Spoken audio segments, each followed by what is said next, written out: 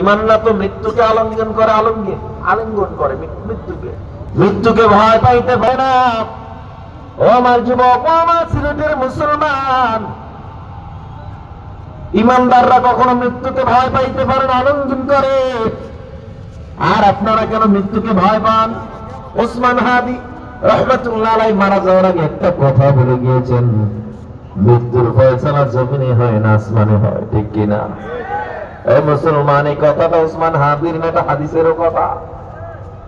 তিরমিজি শরীফের একটা হাদিস শুনেন, আল্লাহ তাআলার পয়গম্বর বলেন, শহীদ যখন মারা যায় মৃত্যুটা যেন পিপিলিকার কামড়ের চেয়েও কম ব্যথা হয়। সুবহানাল্লাহ। এই মৃত্যুর নাম হয় যে শহীদ, বাঁচলে হয় গাজী। এই পথে মরলে মহান প্রভু আল্লাহ থাকেন রাজি। এই জীবনের বিনিময়ে জান্নাত ক্রয় করে নাও, যদি জীবনটা বিলাতে চাও, যদি রক্ত ঝরাতে চাও।